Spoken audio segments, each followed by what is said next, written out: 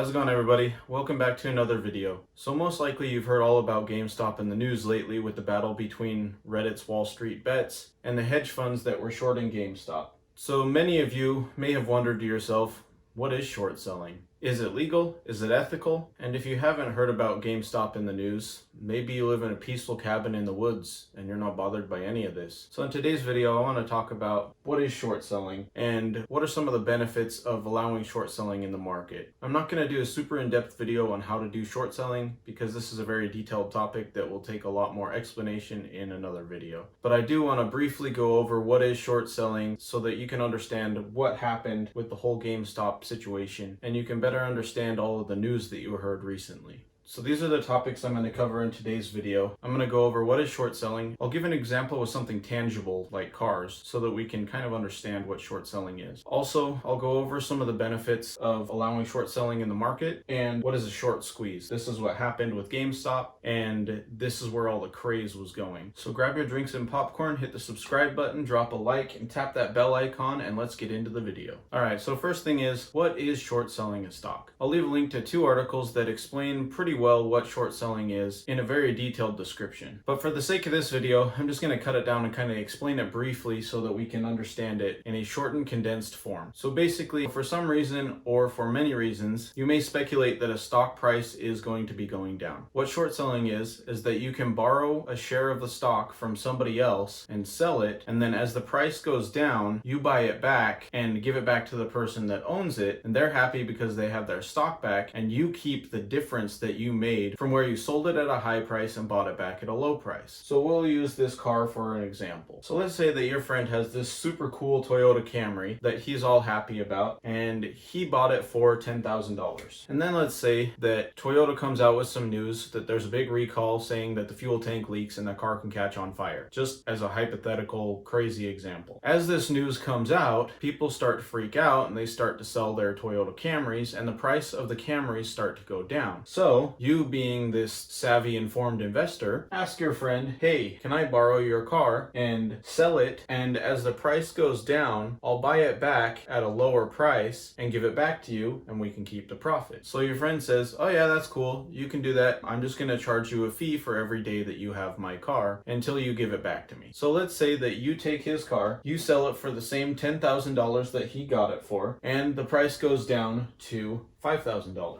So when it goes down to $5,000, you buy it back and you give your friend back his car. So you give your friend his car back and you made $5,000 on this deal because you sold it at $10,000 and then bought it back at $5,000. Your friend's happy because he got his car back and you're happy because you just made $5,000 on this deal. So you pay your friend or your broker whatever fee that you agreed to and you keep the difference. Now this is something you have to be careful of because if you borrow the stock or the car in this sense and you sell it at $10,000 and it ends up going up in price, then you still have to buy it back to give your friend his car back, but you have to pay whatever you need to get it back. So let's say it goes up to $15,000 instead of going down to $5,000. So now you owe your friend $5,000 plus the fees that he charged you for having his car until you gave it back to him. So short selling is something you want to be really careful of because it could end up being much more risky than your normal trading of stocks when you buy a stock and sell a stock. Because when you buy a stock, the most you can lose is the entire value that you put into it, whereas when you short a stock, if the stock price goes clear up, then you could lose lots of money. So this is always something to be very careful of and make sure that you're very informed before you start getting involved in any short selling. So while reading one of my trading books, I came across the section where he talks about some of the reasons why allowing short selling can be important for different stocks. I also used some of the articles in Investopedia.com to help me come up with the other benefits of allowing short selling. So the main benefits that I found are, in order to short sell a stock, you usually want to do a bunch of research before you go into a short. You want to find flaws with the company or things that are causing it to be overvalued or cause the price to go up more than it should, and having short short selling available helps to correct the price and bring it back down to where it should be. Another reason why short selling is important is that a lot of times if there's too much hype or too much news about a stock, it can cause the price to go up unnecessarily and possibly cause the price to go too high without having the proper fundamentals to support that price. So the stock knows that what goes up must come down unless there's support, and having that fear of somebody coming in to short keeps the price from rising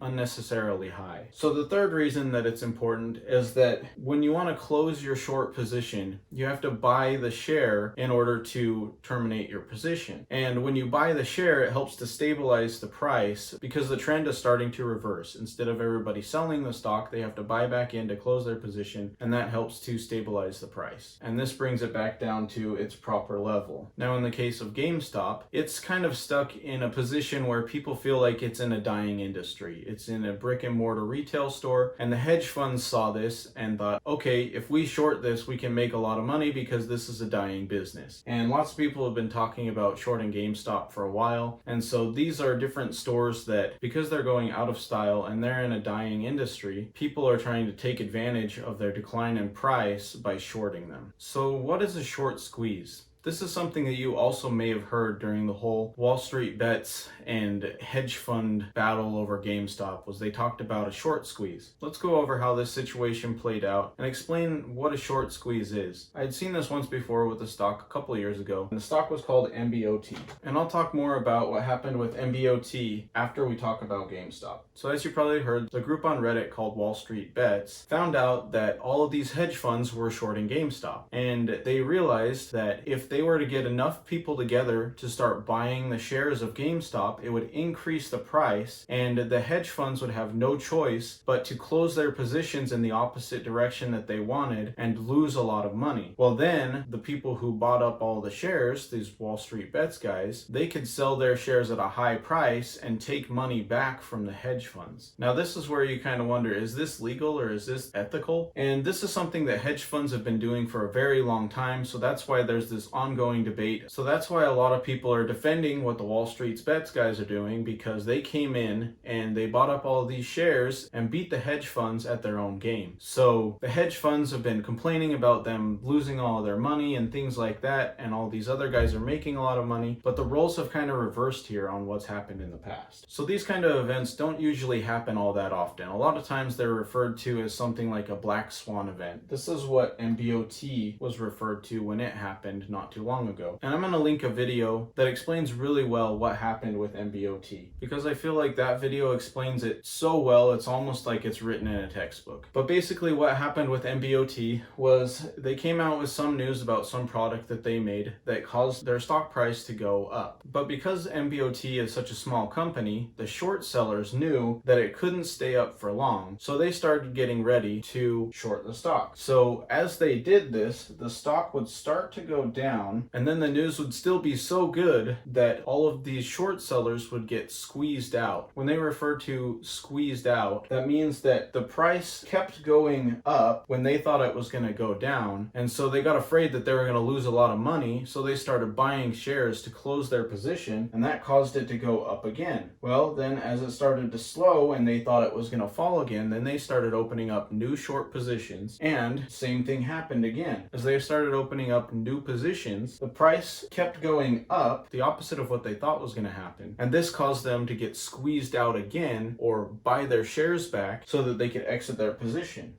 So the price went up again. And every time they get squeezed out, the price usually shoots up a lot because they have to buy in to close their position. So with MBOT, this happened over and over again until finally it had reached a top point and then it came back down. So with these stocks that get all hyped up, you have to be really careful with how you place your positions, because if you're trying to short it, but it's not at its final point yet, you could lose a lot of money as it goes up. On the opposite side, if you're trying trying to buy it, but you buy it here at the top, then there's a long way down. And if you're too afraid to sell it to cut your losses, you could lose a lot going all the way down. Okay, so just to conclude, I just want to state the fact that I'm not a financial advisor, I'm not a CPA or anything like that. This is for educational and entertainment purposes only. Something that we need to be careful of is there's a lot of hype going around lately with these different stocks, with GameStop and then now with Dogecoin and all of these other things, where people are trying to get rich fast. They're trying to throw their money in, but most of the time people end up getting hurt with these stocks because they time it all wrong. These are usually a few people making a lot of money at the expense of a lot of people losing a lot of money. It's kind of just a redistribution of funds. Everybody puts in $1 and then a couple people take out $500 and leave, and everybody else loses what they put in. So it's always good to be really careful with all these things that are getting hyped up, especially with Elon Musk tweeting, Dogecoin is the cryptocurrency for the people. We got to be really careful with all of this hype, because if you time it wrong, you're going to be the one getting hurt instead of the one receiving all the money. This is something that happened a lot in the past. Companies would talk up these stocks and they'd buy in really early, and then they'd pump them up really high, and all these people would put all this money in, and then the companies would take all their money out and they would leave. All these people would end up getting hurt, and the companies would make a ton of money and disappear. These are what movies like Wolf of Wall Street and Boiler Room have shown that happened in the past, and we need to learn from what happened in the past so that we can protect ourselves today. So make sure that you're really careful with these hype stocks and these hype cryptocurrencies and things like that, because they'll continue to be around. Everybody wants to get rich quickly, and a lot of people will use that to their advantage to make people lose a lot of money in hopes that they can get rich. Alright, so I hope this video was helpful and I was able to clear up some of your questions about what short selling is. Don't forget to hit the subscribe button and the bell icon so you can be notified when I make my next video, and drop a like on the way out. And once again, if you didn't hear anything about any of this,